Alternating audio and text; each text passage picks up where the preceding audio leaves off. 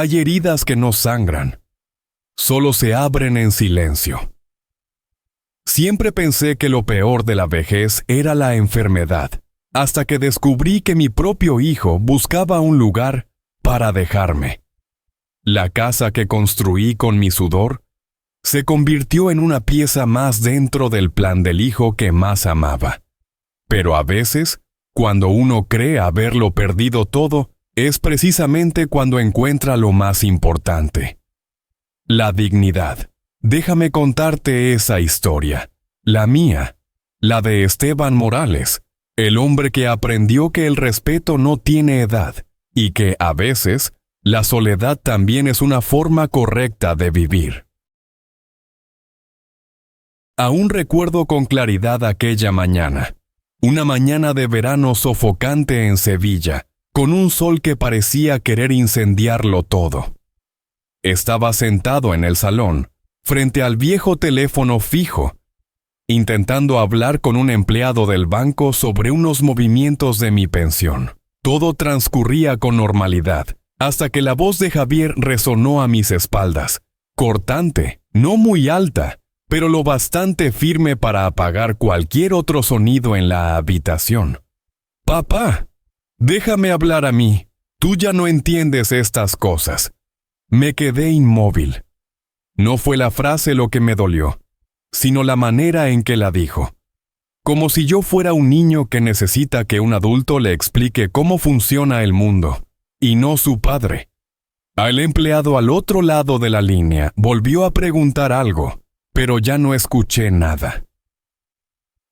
Solo sentí dentro del pecho algo que se deslizaba lentamente hacia el fondo, pesado como una piedra que cae al agua. Le pasé el auricular a Javier sin decir una palabra. Continuó la llamada con voz segura, corta, precisa, como un hombre que sabe exactamente cómo se mueve el mundo. Miré sus manos, los dedos blancos, sin las durezas que cubren las mías.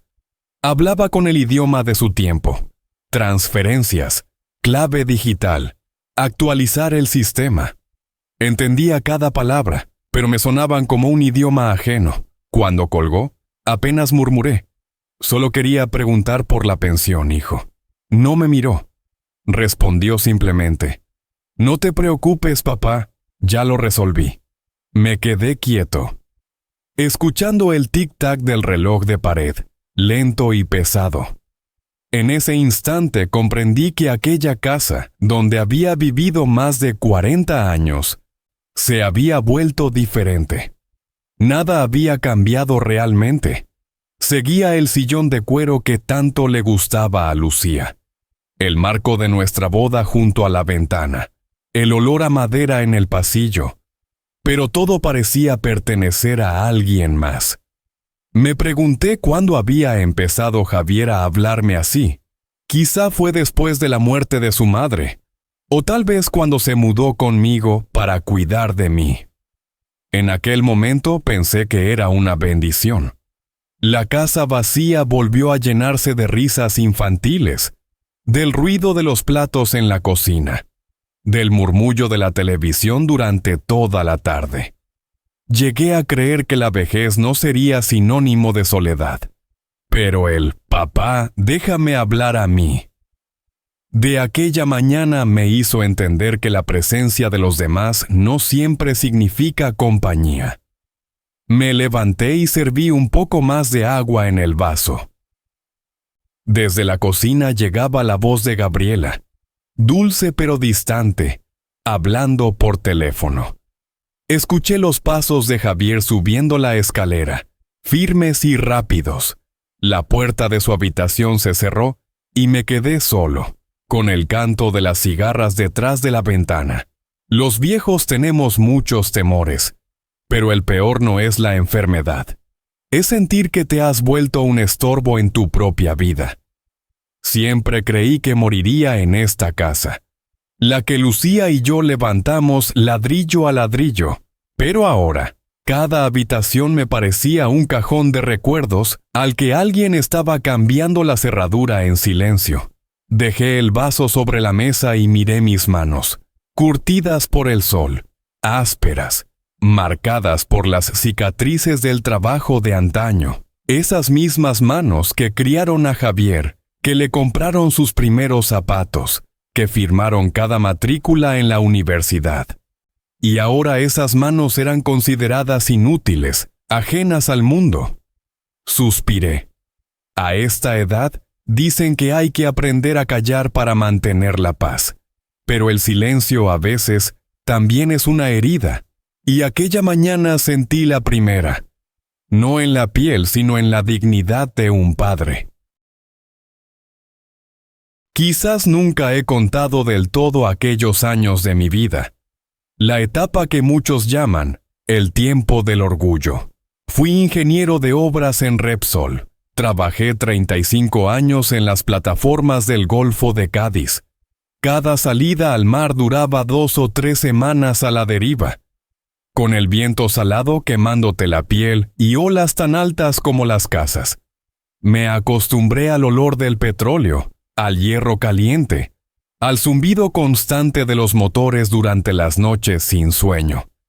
Algunos decían que era un trabajo duro, pero para mí era una forma de paz, porque así protegía el futuro de mi familia.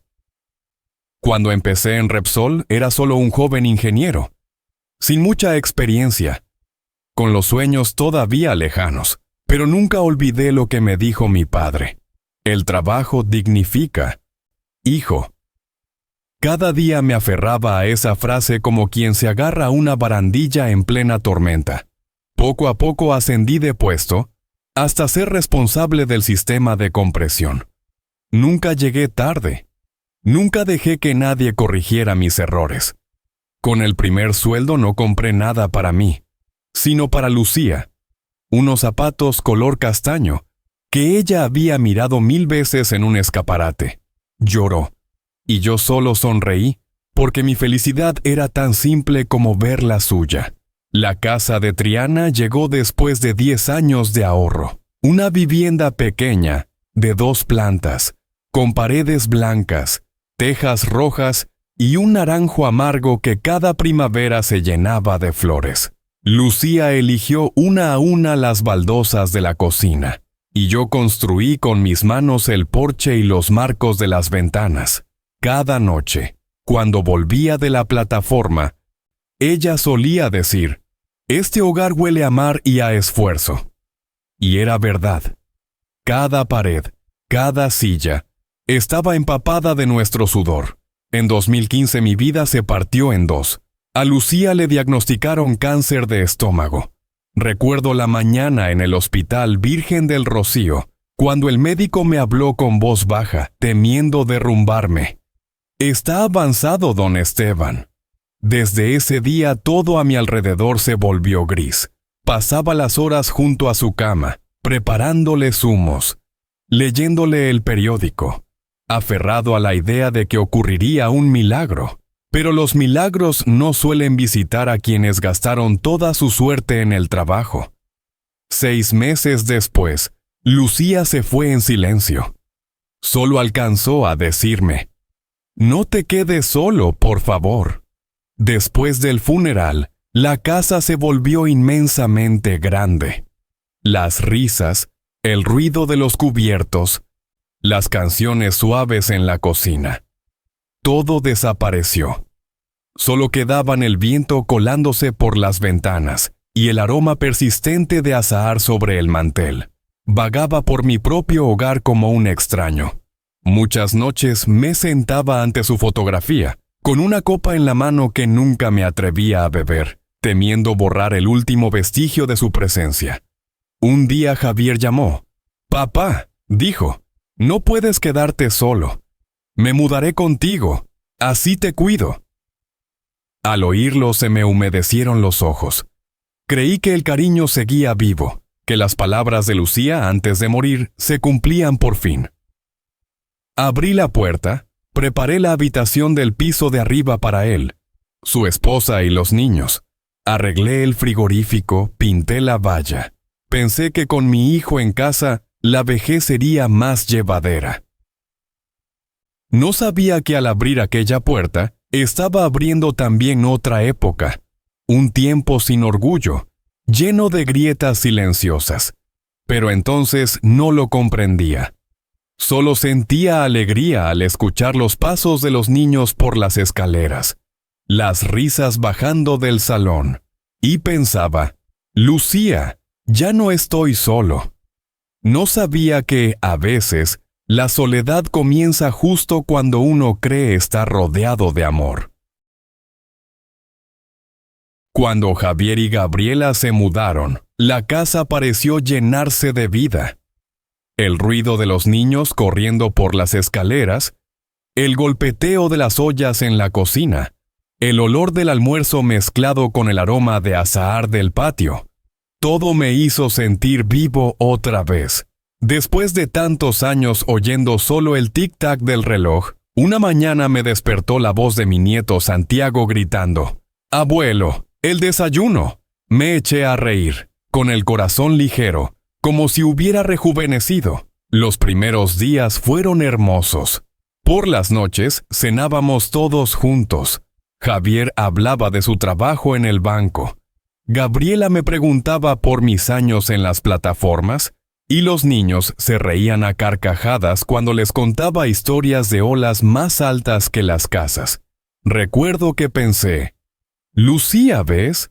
Nuestra casa vuelve a tener risas. Creí que el regreso de mi hijo traería consigo la paz que me faltaba, pero los cambios empezaron, suaves, como brisas que uno al principio no percibe. Una mañana entré en el comedor y vi que la mesa de roble que Lucía y yo habíamos usado durante 40 años estaba arrinconada. En la pared nuestra foto de boda había sido reemplazada por un marco color pastel, con la frase «La familia Morales Torres». Gabriela sonrió. «Queda más moderno, don Esteban». Asentí, pero dentro de mí algo se movió junto con aquella mesa. Después de comer, yo solía ver las noticias del mediodía, pero pronto el televisor empezó a mostrar solo dibujos animados. Santiago y la pequeña Alma reían felices, y yo no tuve corazón para cambiar el canal. Un día, cuando el programa terminó y volví a pulsar el botón de las noticias, Gabriela dijo con su habitual tono amable, «Don Esteban, mejor deje eso para luego. Los niños se entretienen». Su voz sonaba educada, pero en el fondo era una invitación a apartarme. Una forma sutil de recordarme que aquel ya no era mi espacio. Poco a poco mis costumbres fueron sustituidas por las nuevas formas de ellos. La taza de café que usaba Lucía cada mañana estaba ahora en el estante más alto, para que no se rompa. El sillón de cuero donde yo veía los partidos estaba cubierto con una manta para mantenerlo limpio. Legalmente la casa seguía siendo mía. Pero cada rincón empezaba a pertenecerles. Me sentía como un huésped en mi propio hogar. Una tarde calurosa, salí al porche para arreglar una ventana atascada. Apenas coloqué la escalera, Javier se acercó corriendo. «Papá, déjalo, no subas ahí, que te vas a caer». «Llevo toda mi vida arreglando esta casa, hijo», respondí. Sonrió con incomodidad. «Sí, pero ya no estás para eso». Aquella frase, que parecía afectuosa, me atravesó como un corte fino. Con el tiempo, se repitió tantas veces que se convirtió en el recordatorio de que ya no era el pilar de la familia, sino alguien que debía ser protegido, o mejor dicho, apartado. Intenté convencerme de que todo se hacía con buena intención. Pero la dulzura puede ser cruel cuando niega la capacidad de una persona. Una noche quise abrir una botella de vino y brindar con Javier. Miró el reloj y dijo, «Lo siento, papá, mañana tengo reunión temprano». Me quedé solo. El vino en el vaso ya no tenía sabor. Al día siguiente, mientras estaba en el salón, Gabriela se acercó con su cortesía distante. «Don Esteban, ¿puede esperar en el patio, por favor? Los niños están viendo sus dibujos». Sonreí forzadamente, tomé mi taza de café y salí al porche. En la vieja silla donde Lucía solía sentarse, levanté la vista hacia el cielo azul de Sevilla y me pregunté, ¿desde cuándo mi nuera empezó a llamarme Don Esteban? Suena respetuoso, lo sé, pero es una manera de mantener distancia. Uno solo usa don con quienes no quiere acercarse demasiado. Por primera vez, sentí que ya no era el centro de la familia, sino una sombra más allá de la puerta. Y cuando cayó la tarde, y el sol tiñó de rojo la pared frente a mí, comprendí algo. Las risas en una casa no siempre significan felicidad.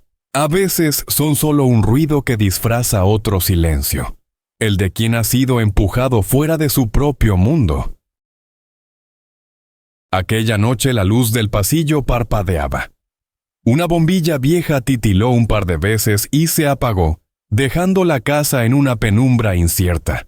Me levanté, busqué la vieja silla de madera y fui por la escalera pequeña del trastero, dispuesto a cambiarla, como tantas veces antes. Toda mi vida había arreglado cada enchufe, cada grieta de esta casa, sin pedir ayuda a nadie, pero apenas apoyé la escalera, Javier salió del salón. «Papá, ya no estás para eso». Su voz no era alta ni brusca, incluso sonaba afectuosa. Pero dentro de aquella suavidad había un filo helado que me atravesó el pecho. Guardé silencio, sosteniendo todavía la bombilla nueva entre los dedos. Noté un leve temblor en las manos y no supe si era de rabia o de edad. «Tú sigue descansando, papá. Mañana llamo a alguien que venga». Alguien. Un desconocido. Un hombre que cobraría por cambiar la bombilla en la misma casa donde yo había instalado cada interruptor con mis propias manos. Quise decirle, «Hijo, mientras yo respire, sigo sabiendo hacerlo». Pero me lo tragué, tal vez porque no quería discutir, o porque temía escuchar otra frase que doliera más. Me senté de nuevo en la silla y lo observé bajo la luz tenue. Alto, pulcro, de otra época. La suya es una generación que marca un número, y alguien viene a hacer el trabajo. Yo pertenezco a otra, a la que los hombres arreglábamos lo nuestro.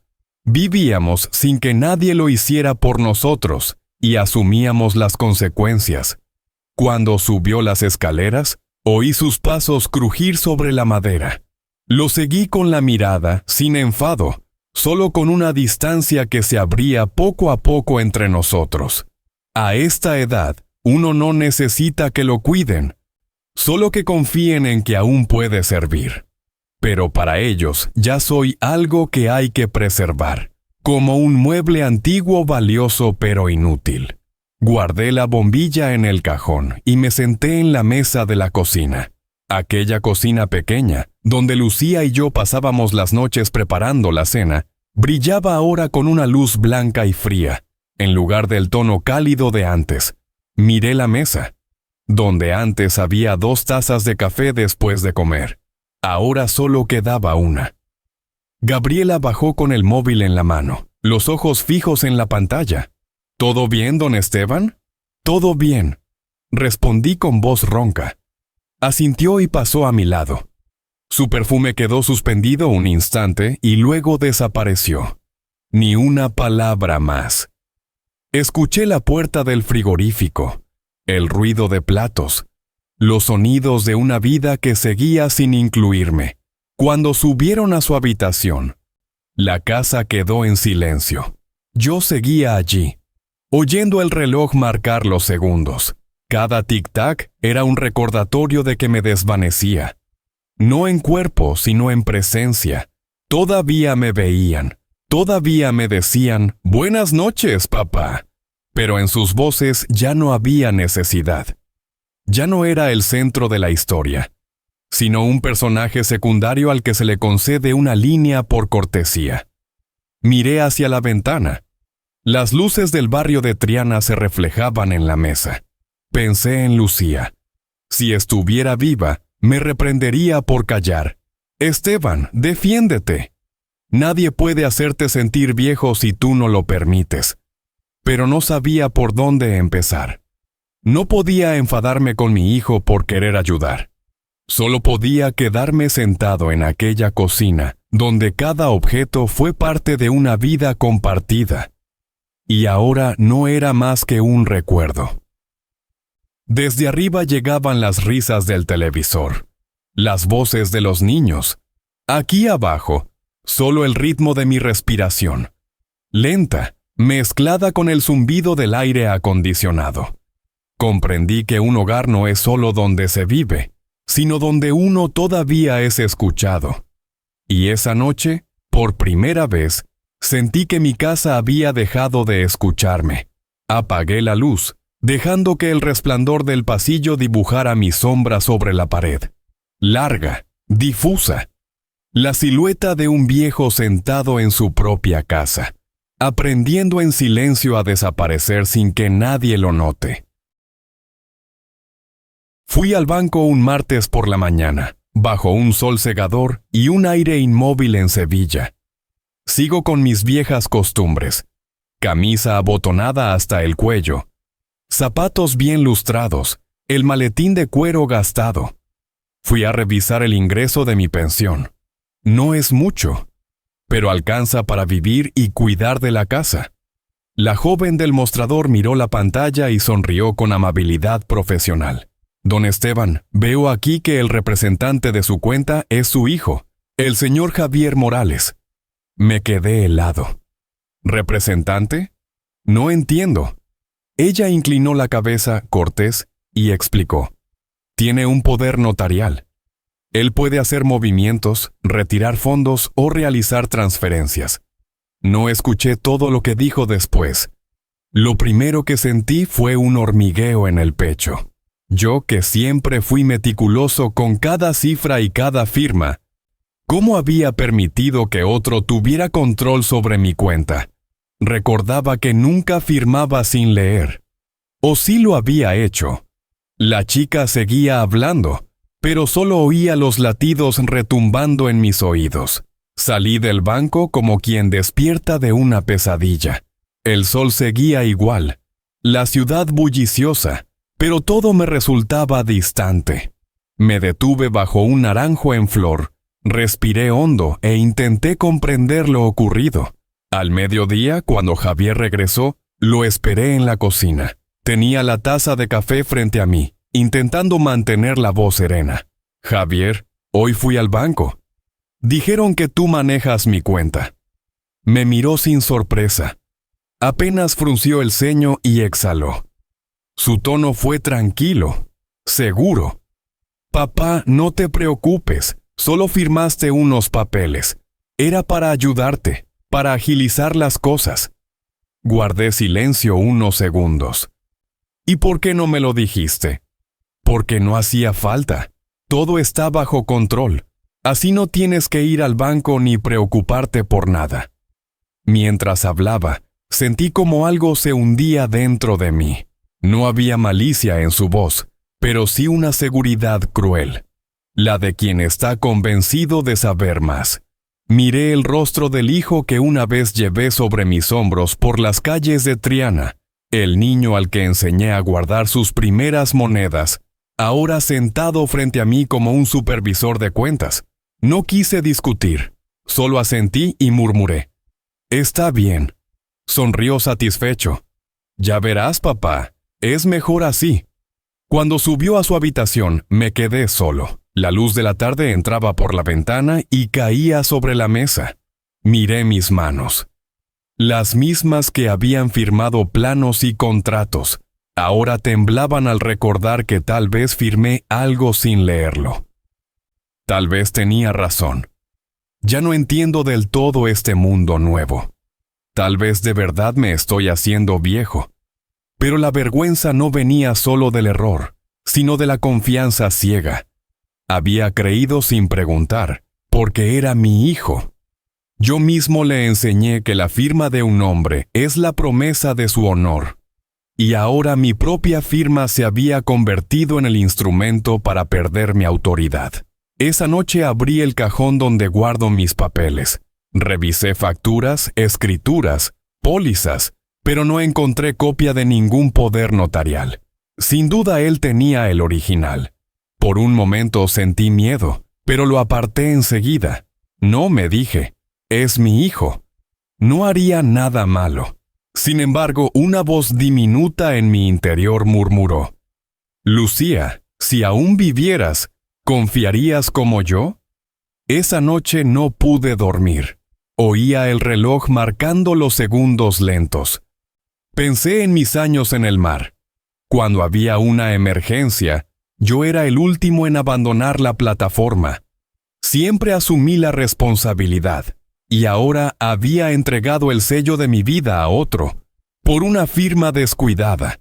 Cuando el reloj marcó las 12, me incorporé y encendí la luz. Miré mi cuaderno de gastos, cada línea, cada número ordenado, exacto, excepto una pregunta que no tenía respuesta. ¿En qué momento empecé a necesitar que alguien me ayudara a vivir? Me serví una taza de café frío, la bebí de un trago, y sentí un amargor más intenso que nunca. No era del café, era el sabor de mi dignidad disolviéndose en silencio. Aquella tarde, la luz del sol en Triana entraba en diagonal por la ventana, tiñendo el salón de un color miel. Yo estaba sentado en el porche, saboreando una taza de café de olla, escuchando el canto de las cigarras entre los naranjos del patio. Una tarde como tantas otras, tan tranquila que por un momento olvidé todas mis sospechas, hasta que oí los susurros. La puerta del salón estaba entreabierta, lo justo para que las voces escaparan como una corriente de aire. La voz de Gabriela, baja, apremiante.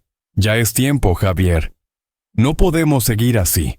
Me quedé inmóvil. La taza tembló ligeramente entre mis manos. Un breve silencio. Y luego la voz de Javier, más baja, pero nítida. Buscaré un sitio tranquilo. Este es el más barato. Escuché cada palabra. El más barato. Quise creer que había oído mal, pero cuando uno envejece, el oído falla. No así la memoria. Sabía perfectamente de qué hablaban. De mí. Mi cuerpo se quedó rígido. Permanecí sentado, oyendo los latidos lentos de mi corazón. Sentí como si alguien hubiera colocado una piedra enorme sobre mis hombros. Pensé en entrar, en enfrentarlos, pero no pude. No quería confirmar con mis propios oídos lo que mi corazón ya sabía. La noche cayó. La casa se sumió en un silencio espeso. Afuera pasaban coches. El reloj marcó las 10, luego las 11. Todos dormían. Yo, tendido en la cama, miraba el techo con los ojos abiertos, reviviendo una y otra vez las palabras de Gabriela. Ya es tiempo. Me incorporé, me puse la bata. Caminé por el pasillo en silencio, con pasos tan leves que casi no me oí a mí mismo. La puerta de la habitación de Javier estaba entreabierta. Empujé despacio. La habitación estaba ordenada, con un leve aroma a perfume. Dudé un instante, pero abrí el cajón del mueble. El primero tenía calcetines y camisetas. El segundo, algunos papeles del banco. En el tercero, bajo unas revistas viejas, encontré un puñado de folletos doblados. Los saqué. La luz del pasillo iluminó las letras impresas. Residencia Los Pinos. Cuidado integral para mayores. Otro. Hogar San Rafael. Atención médica 24 horas. Un tercero. Casa de Retiro Miramar. Habitaciones compartidas desde 900 euros al mes. Mis manos empezaron a temblar. Cada folleto era una estocada, pero lo que me heló la sangre fue el pequeño papelito entre ellos. Lo reconocí al instante. La letra de Javier, redonda, firme, igual que cuando era niño y hacía sus tareas. Aceptar pensión Repsol como pago. Solté el papel. El mundo pareció inclinarse. Me senté de golpe en la cama, incapaz de creer lo que veía. Mi propio hijo, el menor, el que más confianza me inspiraba, estaba buscando un asilo para internarme. Y no solo eso. Planeaba pagar con mi pensión. Incliné la cabeza, intentando respirar, pero el aire no entraba. Recordé las noches en el mar, el viento rugiendo, las olas golpeando, el cuerpo exhausto, y aún así la calma que me daba pensar en mi familia. Cada euro que gané, cada comida que ahorré, fue por ellos, y ahora mi hijo calculaba mi valor con una cifra impresa. 900 euros al mes. Tomé el papel con su nota, el más barato. Sentí un crujido en mis oídos. Quizá era el sonido de algo que se rompía dentro de mí. La confianza, el amor. No lo sé. Solo supe que desde ese instante, nada volvería a ser igual. Doblé los folletos con cuidado. Los coloqué exactamente como estaban, sin dejar rastro. Luego me levanté y me miré al espejo. La luz tenue reflejó un rostro envejecido, cansado, pero con una mirada más clara que nunca. Me hablé en voz baja, ronca. Esteban, ya basta. Esa noche no dormí. Me quedé en la cocina, mirando la luna filtrarse entre las rejas de la ventana, con un dolor que ardía despacio, sin estallar. Hay heridas que no sangran, que solo se abren en silencio. Y desde esa noche, supe que ya no era el mismo hombre. No recuerdo cuánto tiempo permanecí despierto aquella noche. Tal vez hasta que la luz de la luna sobre la ventana se deshizo en una franja plateada y tenue.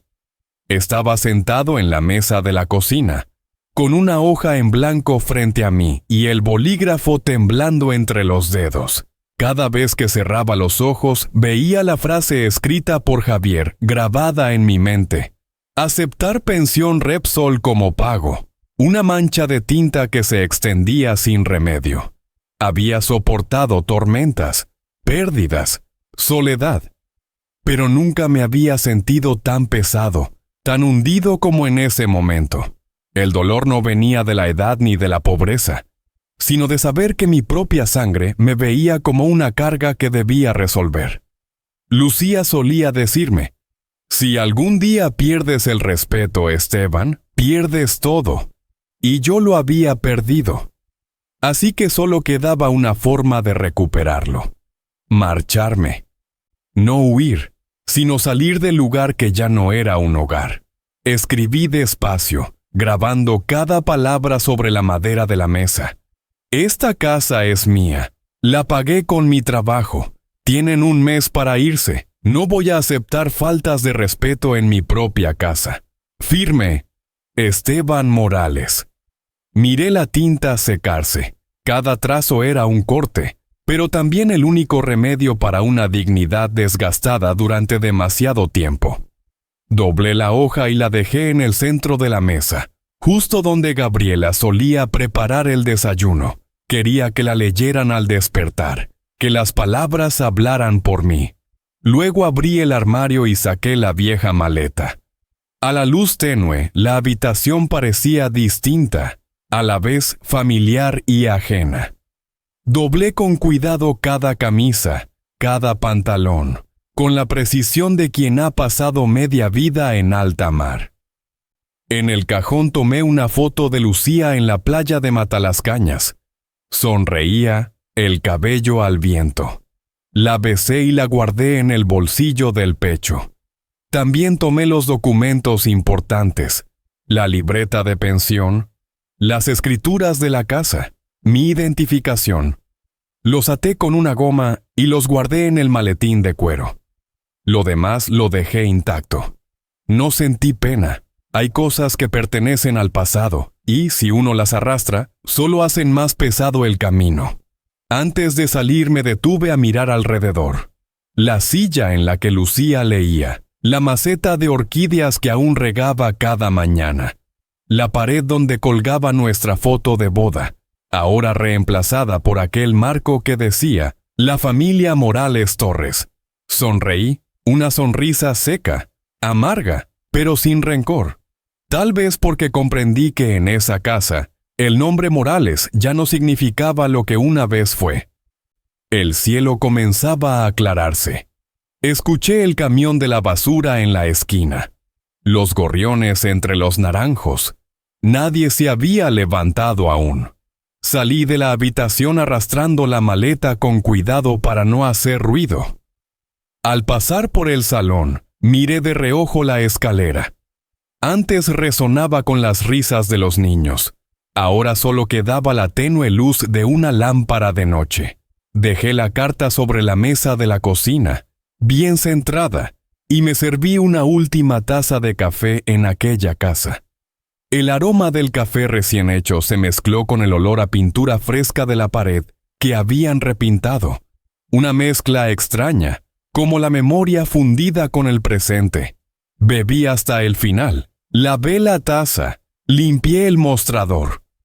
No por miedo a reproches, sino porque quería marcharme con orden, como un obrero que termina su último turno. Cuando el reloj marcó las 6, abrí la puerta. El aire de la mañana entró por el porche. Arrastré la maleta hacia afuera, ligera, como si solo saliera a dar un paseo. En la esquina me detuve y miré por última vez. La fachada blanca, el tejado rojo, exactamente igual que el día en que Lucía y yo nos mudamos, pero dentro todo era distinto. Levanté la mano y detuve un taxi. El conductor me miró por el retrovisor y preguntó: ¿A dónde lo llevo, señor? Respondí en voz baja: al centro, Hotel Andalucía. El coche arrancó. No miré atrás. Triana se fue desvaneciendo en el espejo retrovisor. No lloré. A mi edad, las lágrimas no alivian el dolor, solo te debilitan. Lo único que sentí fue una calma extraña. La calma de quien por fin hace lo correcto para sí mismo, aunque sea tarde, aunque duela, pero necesaria al fin. Llegué al Hotel Andalucía temprano en la mañana. La habitación era pequeña. Apenas cabía una cama individual, una mesa de madera y una ventana que daba a la calle. Desde algún lugar cercano sonaban las campanas de una iglesia, claras y lejanas a la vez. Me senté en la cama, abrí el maletín y saqué mis documentos. Todo lo que tenía en las manos eran unos papeles de identidad, la libreta de pensión y algunos recibos del banco. El esqueleto seco de una vida entera. Después de un rato en silencio, recordé un nombre: Don Ramírez. Más de 20 años atrás, había sido abogado interno en Repsol, el hombre que me ayudó a resolver algunos contratos complicados cuando la empresa cambió de accionistas. No éramos amigos, pero sabía que era un hombre justo, de palabra, pausado y firme. Abrí el móvil y busqué entre mis contactos viejos hasta que encontré su nombre. Las letras borrosas, pero aún legibles. Marqué. Después de 3 tonos, escuché su voz grave y ronca. Diga. Don Ramírez, soy Esteban Morales. Trabajé con usted en Repsol. No sé si me recuerda. Hubo un breve silencio, y luego su tono se volvió cálido. Hombre, don Esteban, claro que me acuerdo. ¿Cómo está usted? Han pasado años. Respiré hondo. Necesito su ayuda. Es sobre mi casa y mi hijo. No pidió más explicaciones. Solo dijo: venga a verme. Estoy en mi oficina, cerca del Archivo de Indias, a las 2. Al mediodía, Sevilla ardía bajo el sol. El aire traía polvo desde la plaza. Encontré el edificio donde trabajaba. Paredes amarillas, puertas de madera pesada, olor a papel y café mezclados. Don Ramírez había envejecido, pero su mirada seguía firme. Me invitó a sentarme. Sirvió café con leche y me escuchó. Le conté todo, desde el día en que Javier volvió a casa hasta la historia del poder notarial, las palabras detrás de la puerta y los folletos del asilo. Hablé sin parar, con miedo de callar y perder el valor. Él no interrumpió, solo asentía y tomaba notas. Cuando terminé, el silencio llenó la habitación. Por fin dijo: Don Esteban, lo que me cuenta es grave. Muy grave, pero aún se puede arreglar. Abrió la carpeta, Revisó los documentos que había traído y detuvo la vista en la firma. Este documento, sí, es un poder notarial. Con esto, su hijo puede manejar todo su dinero, pero también puede revocarlo. Lo haremos mañana mismo en el banco. Asentí exhalando despacio. Sentí una parte de mí liberarse, aunque fuera un alivio frágil. Al día siguiente fuimos juntos al banco. El gerente, un hombre joven con la corbata apretada, nos recibió con una sonrisa profesional. Don Ramírez explicó la situación y mostró los papeles. Tras revisarlos, el gerente asintió. Por supuesto, señor Morales, podemos revocar el poder, pero debo informarle que su hijo ha realizado varias transferencias en los últimos meses. Fruncí el ceño. ¿Transferencias? Giró la pantalla hacia mí. Allí estaba la lista. 1.500 euros, 2.000, 800, 1.200, sumando casi 45.000 euros, todos enviados a la misma cuenta. Javier Morales. Permanecí inmóvil viendo los números caer uno a uno dentro de mí, como piedras en el agua. 45.000 euros. No era una fortuna, pero era todo lo que había ahorrado en años. El fondo que guardaba por si acaso. Una enfermedad, o para reparar el techo que Lucía siempre quiso arreglar. Don Ramírez calló un momento y luego murmuró: «Podemos denunciarlo, don Esteban. Lo que hizo su hijo es apropiación indebida. Es un delito». Lo miré, luego bajé la vista. Una parte de mí quería decir que sí, que debía pagar por lo que hizo. Pero otra, la parte que seguía siendo padre, se llenó de cansancio. Cerré los ojos y vi al Javier niño, corriendo por el muelle a mi encuentro, abrazándome y gritando: «Papá, saqué un 10 en mates». Cuando los abrí, respondí en voz baja: «No quiero verlo en la cárcel, solo quiero recuperar mi dignidad». Don Ramírez me miró largo rato, luego asintió despacio: «Entiendo. Lo haremos a su manera». Completamos los trámites. Recuperé el control de mi cuenta. Al firmar la revocación del poder, mis manos ya no temblaban. Cada trazo era un paso hacia mí mismo. Al salir del banco, caminamos juntos por las calles. El sol caía dorado sobre los tejados de Sevilla. Las palomas revoloteaban y el tranvía sonaba a lo lejos. Sentí una calma que no recordaba desde hacía años. Sabía que la batalla aún no había terminado, pero por primera vez en mucho tiempo, no me sentía pequeño. Levanté la vista hacia el cielo azul y pensé: «Lucía, lo hice». No recuperé el dinero, pero recuperé algo más importante: la dignidad. No me sorprendió que Javier viniera a buscarme. Tarde o temprano, sabía que ocurriría. Desde el momento en que dejé la casa, apagué el teléfono y anulé el poder notarial. Me preparé para ese día. No para una disculpa, sino para la rabia del que pierde el control. Aquella tarde estaba en mi pequeña habitación del Hotel Andalucía. La ventana entreabierta dejaba pasar una luz dorada que se derramaba sobre la pared amarillenta. En la mesa, una taza de café fría y un periódico a medio leer. Cuando escuché los golpes en la puerta, fuertes, impacientes, supe al instante que era él. ¿Quién es? Soy yo. Abre, papá. Abrí la puerta. Javier estaba allí, con el rostro enrojecido, sudor en la frente y los ojos cargados de ira. Miró alrededor, recorriendo la habitación con desprecio. Y luego se volvió hacia mí con una mezcla de rencor y desdén. ¿Cómo pudiste hacerme esto, papá? Su voz temblaba de furia. Mantuve la calma. Retrocedí un paso y lo invité a pasar. ¿Qué te hice, hijo?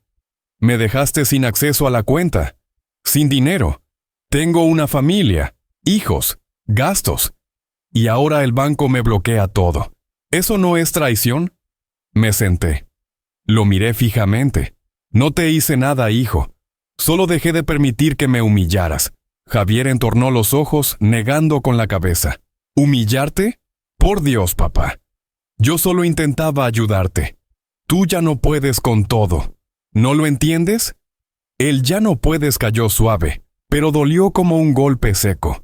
Lo había escuchado antes, de Gabriela, del propio Javier, pero esa vez fue diferente. Sonó como una acusación. Respiré hondo, intentando contener el calor que subía al pecho. ¿Ayudarme? ¿Llamas ayuda a quitarme lo que es mío? ¿A planear internarme en un asilo? ¿A usar mi pensión como si fuera tu sueldo? Se quedó callado, apenas unos segundos, pero bastaron para ver la duda en sus ojos, y como quien se siente acorralado, contraatacó. Eres un egoísta. Siempre lo has sido. Solo piensas en ti, en tu orgullo, en tu maldita dignidad. ¿Y nosotros? ¿Tu familia? Me levanté. Por un instante, la habitación pareció encogerse. Lo miré. No al niño que una vez llevé en los hombros, sino al hombre que había olvidado lo que significaba la gratitud. Hablé despacio, con voz firme, cada palabra pesando más que la anterior. Prefiero estar solo que acompañado y humillado. Apenas terminé la frase, sentí dentro de mí un crujido leve, el sonido invisible del último lazo entre padre e hijo rompiéndose. Javier abrió la boca, pero no dijo nada. Continué. Despacio. Trabajé 35 años para darte lo mejor. Nunca te pedí nada. Pero hay algo que no se compra con dinero, Javier. El respeto. Y tú lo perdiste. Apretó los puños. Por un momento pensé que iba a gritar o golpear la mesa, pero se limitó a respirar con fuerza. Los ojos encendidos. Tú no entiendes lo que es tener familia. Lo que es mantener a otros. Tengo 73 años, hijo. He mantenido a todos ustedes. Lo que no sé es en qué momento dejaste de mantener tu palabra. El aire se espesó. Nos miramos. Dos hombres, dos generaciones, dos maneras opuestas de entender el amor filial. Afuera, las campanas de la iglesia repicaban distantes, frías como el metal. Por fin Javier giró la cabeza. Su voz sonó ronca, más débil. «Te vas a quedar solo, papá». «Sin nadie». Respondí sin pensarlo. «Prefiero estar solo que mal acompañado». Se detuvo en la puerta. Me miró una última vez y se fue, cerrando de un portazo. Sus pasos resonaron por el pasillo, cada vez más lejanos, hasta que el silencio volvió a ocuparlo todo. Me dejé caer en la silla, el corazón latiendo con fuerza. No por miedo, sino por vacío. Miré por la ventana. Sevilla seguía viva, la gente reía, hablaba, respiraba, y yo acababa de perder lo último que me quedaba como padre, la ilusión de que la sangre bastaba para sostener el respeto. Me serví un vaso de agua y bebí despacio. El frío bajó por mi garganta, devolviéndome algo de calma. No sé qué pasará mañana. Solo sé que desde ahora no permitiré que nadie vuelva a hablar por mí, porque a veces para conservar la última chispa de dignidad hay que aprender a estar solo. 2 semanas después volví a Triana. No por nostalgia, sino porque necesitaba mirar de frente el lugar que una vez fue mío. Fui en taxi, en silencio durante todo el trayecto, sin atreverme a imaginar lo que encontraría al llegar. Cuando el coche se detuvo frente a la puerta, levanté la vista. Las paredes seguían blancas, el tejado rojo, pero la puerta principal estaba entreabierta, como si la casa respirara su último aliento. Entré. Lo primero que me golpeó no fueron los recuerdos, sino el olor a humedad y polvo mezclado con rabia. En el suelo, papeles, ropa y cajas de juguetes desperdigadas, la mesa del comedor arrastrada, la silla favorita de Lucía rota, inclinada hacia un lado. En la pared donde colgaba nuestra foto de boda, Solo quedaban manchas y restos de cinta adhesiva. Miré alrededor. Cada rincón parecía una herida vieja abierta de nuevo. Subí las escaleras y empujé la puerta de mi habitación, o de lo que solía ser mi habitación. Estaba vacía. El armario abierto, la ropa esparcida por el suelo, los marcos de fotos rotos, las imágenes desgarradas por la mitad. Me agaché y recogí una. Lucía sonreía en la playa, con el cabello al viento. La otra mitad de su rostro había desaparecido. Permanecí quieto, con aquel pedazo de papel en la mano, sintiendo una mezcla extraña de dolor y calma. ¿Ira? No. La ira solo pertenece a quien aún espera algo. Yo había dejado de esperar hacía mucho. Pasé el día entero limpiando.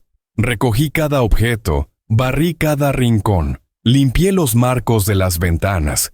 Cada vez que escurría el trapo húmedo, recordaba a Lucía, su cuerpo menudo, el cabello recogido, silbando una melodía mientras limpiaba. El sonido del agua corriendo, el aroma del jabón. Poco a poco la casa fue recuperando su respiración, débil pero viva. Reuní las fotos rotas y las extendí sobre la mesa, con el cuidado de quien recompone una parte de sí mismo. Al llegar al marco de nuestra boda, con el cristal hecho añicos, me detuve largo rato. Aquella foto había sido testigo de todo. Las primeras cenas, los sueños compartidos, el llanto de los hijos, y también la ruptura. Cambié el cristal, limpié la imagen y la colgué de nuevo en su lugar. Al caer la tarde, la luz del sol entraba oblicua por las ventanas, tiñendo las paredes de un dorado cálido. Abrí todas las ventanas para dejar entrar el aire, para que se llevara el polvo y el peso del pasado. Cuando todo estuvo limpio, me senté en la silla de la cocina donde Lucía solía preparar el café. Tenía las manos húmedas, los dedos doloridos por los cortes del vidrio, pero el alma ligera, como si por fin descansara. Miré a mi alrededor. La casa estaba en silencio, pero ya no era el silencio gélido de la soledad. Era la quietud de quien ha sobrevivido a una guerra larga y vuelve a respirar. Dije en voz baja, como si ella estuviera junto a mí, apoyada en el marco de la puerta. «Ya estás de vuelta, Lucía». No lloré. No quedaban lágrimas. Hay dolores que, cuando llegan al final, se transforman en serenidad. Me quedé un rato más, escuchando el viento colarse por el porche, la música suave de los vecinos. En ese instante comprendí algo que siempre había temido admitir. Un hogar no es donde vives con alguien, sino donde aún tienes el valor de empezar de nuevo. Cuando cayó la noche, encendí la nueva bombilla, la que yo mismo había colocado en el techo, sin ayuda. La luz amarilla se extendió por la cocina, bañando las paredes, la mesa y la foto limpia de Lucía. Miré a mi alrededor y sonreí, no de alegría, sino con la paz de quien ha vuelto a encontrarse en cada ladrillo. Esa noche dormí allí, en la casa vacía. No hubo sueños ni pesadillas, solo mi respiración, mezclándose con la de la casa. Ese sonido sencillo que había olvidado durante demasiado tiempo. No esperaba volver a ver a Javier tan pronto. Una mañana de comienzos de otoño, cuando las hojas del naranjo del patio empezaban a amarillear, sonó el timbre. Estaba preparando café, convencido de que sería el cartero, pero al abrir la puerta vi a don Ramírez, y detrás de él a Javier. Se veía distinto. El pelo despeinado, ojeras profundas, la camisa arrugada. Ya no quedaba rastro del hombre impecable y seguro de sí que trabajaba en el banco. Cuando nuestras miradas se cruzaron, bajó la cabeza y murmuró: «Buenos días, papá». Aquellas dos palabras me sonaron extrañas. Hacía tanto que solo escuchaba don Esteban, frío, distante, vacío, que ese papá me golpeó con una mezcla de ternura y desconcierto. Ramírez fue el primero en hablar. Don Esteban, su hijo ha querido venir conmigo. Dice que tiene algo que entregarle. Me aparté para dejarles pasar. La casa estaba limpia, ordenada, impregnada del aroma del café recién hecho. Javier miró a su alrededor, los ojos húmedos, como si reconociera algo perdido. Los invité a sentarse. Durante unos minutos nadie dijo nada. Solo se oía el leve tintinear de la cuchara contra la taza. Al fin Javier metió la mano en el bolsillo y colocó un sobre la mesa.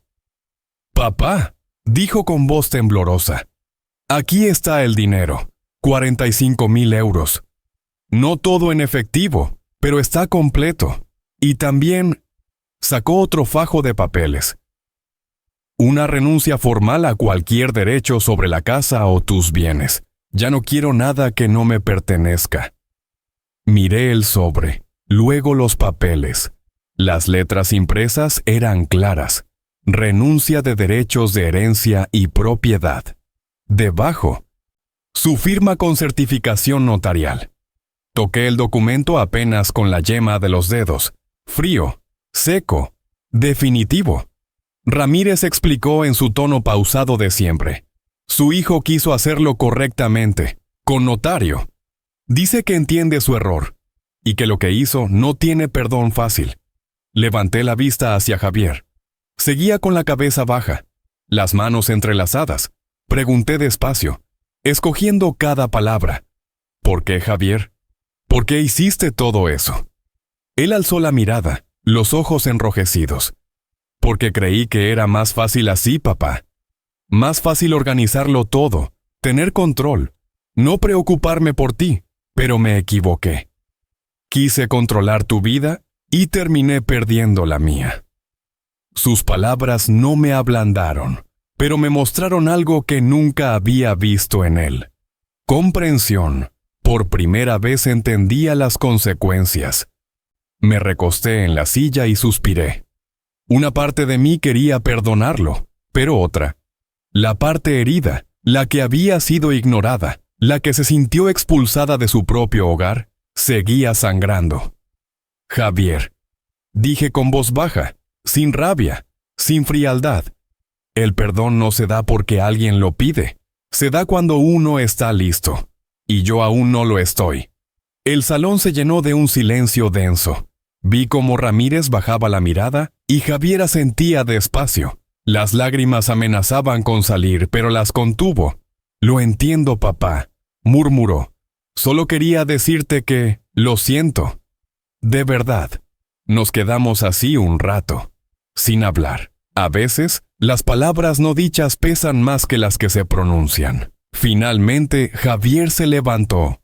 Antes de irse, se giró y dijo con voz entrecortada, pero sincera: «Gracias por recibirme, papá». Por primera vez en años. El papá sonó limpio, sin soberbia, sin lástima. Solo la voz de un hijo. Lo observé alejarse. Su sombra se alargaba sobre el suelo hasta que la puerta se cerró. La casa volvió a quedar en calma. Ramírez me miró, puso una mano sobre mi hombro. Hizo lo correcto, don Esteban. Puso límites, pero también dejó una puerta abierta. Eso es sabiduría. Sonreí levemente. A veces poner límites es la única manera de enseñar amor. Cuando se fue, me quedé solo. La luz de la tarde entraba por la ventana, cayendo sobre el sobre de dinero y los papeles firmados. No los toqué, solo los observé. No sentí alivio ni venganza, solo ese vacío que queda después de una guerra demasiado larga para celebrarla. Me levanté y caminé hasta la foto de Lucía en la pared. Le susurré: «Parece que tu hijo empieza a entender, pero yo aún no puedo». Afuera, el viento soplaba más fuerte, moviendo las cortinas. Cerré los ojos y escuché el murmullo de las hojas de los naranjos. Por primera vez en mucho tiempo, el aire dentro de la casa se sintió ligero. Tal vez el perdón no llega de golpe, sino poco a poco, día a día. Pero al menos hoy, recuperé lo que creí perdido para siempre: mi dignidad. Han pasado 3 meses desde el día en que Javier salió por esa puerta acompañado de don Ramírez. Desde entonces, vivo solo. Por primera vez en mi vida, verdaderamente solo, y sin sentir vacío. La casa de Triana ya no huele al pasado. Cada mañana abro las ventanas. Dejo que el sol inunde la cocina, preparo mi café con leche y escucho las campanas de la iglesia a lo lejos. Día tras día, aprendo a vivir de nuevo, sin esperar a nadie, sin hacerlo por nadie. Una tarde, caminando por el centro, vi un cartel: Asociación de Ingenieros Jubilados de Repsol, Sevilla. Me detuve y lo leí despacio. En la foto, varios rostros sonrientes, manos envejecidas pero ojos llenos de luz. Entré con cierta timidez, me presenté y, para mi sorpresa, me recordaban. «Hombre, don Esteban Morales, el del Golfo de Cádiz», exclamó uno. Me reí. La primera carcajada sincera en meses. Desde aquel día, cada jueves voy al local de la asociación. Tomamos café, contamos historias de las plataformas, recordamos compañeros, accidentes, noches de tormenta. Descubrí que la vejez solo pesa cuando se la deja vacía. Entre las voces roncas de quienes también conocieron el mar y el ruido de las máquinas, volví a sentirme joven. Además, me apunté a un curso de carpintería en el Centro Cultural del barrio. Las manos que una vez empuñaron llaves inglesas ahora manejan sierras y lijas. Al principio torpe, logré al fin construir mi primera silla, de madera sencilla, firme, sin adornos, como mi vida. La profesora, una muchacha amable, sonrió. «Tiene buena mano, don Esteban», le respondí riendo. He tenido toda una vida para aprender paciencia. Cada noche, después de clase, camino hasta la orilla del Guadalquivir. El agua refleja los tonos dorados del atardecer, y el puente de Triana se curva como un lazo. Llevo un cuaderno pequeño donde escribo unas líneas. Hoy el silencio no pesa. Hoy el aire sabe a libertad. Una tarde, mientras lijaba los bordes de una silla en el porche, sonó el teléfono. Me limpié las manos, miré la pantalla. Número desconocido. Aunque algo en mí lo reconocía. Contesté: «Abuelo, te echo de menos». Era una voz infantil, cálida, un poco temblorosa. «Santiago, mi nieto». Por un instante, la garganta se me cerró. «Santiago, mi niño. Yo también te echo de menos. ¿Cómo estás?» «Bien, abuelo. Papá dice que ahora trabajas con madera. ¿Me harías una silla pequeña?» Reí suavemente. «Claro que sí, hijo. Una que dure toda la vida». Escuché entonces la voz de Javier al fondo. «Santiago, dame el teléfono». Luego, silencio. «Papá», dijo al fin con tono bajo y sincero, sin defensas. «No quiero molestarte. Solo quería darte las gracias. Gracias por enseñarme que la dignidad no tiene edad». No respondí enseguida. Hay palabras que no necesitan respuesta. Miré por la ventana. El cielo de Sevilla teñido de oro. El río fluyendo despacio, reflejando los tejados anaranjados. Bebí un sorbo de café con leche, dejando que el amargo suave se deslizara por mi garganta. Finalmente dije, con calma: «Me alegra que lo hayas entendido, hijo». Después de la llamada me quedé mucho tiempo en silencio. Las cigarras habían callado. Solo el viento del río traía el aroma del jazmín nuevo. Frente a mí, la silla recién terminada, pino claro, lisa, sin un solo defecto. Pasé la mano por el respaldo, cálido, firme, real. Como mi vida ahora. Simple pero sólida. Lucía solía decir: «Cuando llegue el final, que te encuentre en paz». Creo que al fin lo he conseguido. Me levanté, abrí la puerta del porche y miré el Guadalquivir deslizarse en calma. Entonces murmuré, casi en un suspiro, como si me hablara a mí mismo. Al final, no perdí una casa, recuperé mi vida. Gracias por escuchar. No olvides suscribirte y compartir tu historia en los comentarios. Tu voz también importa.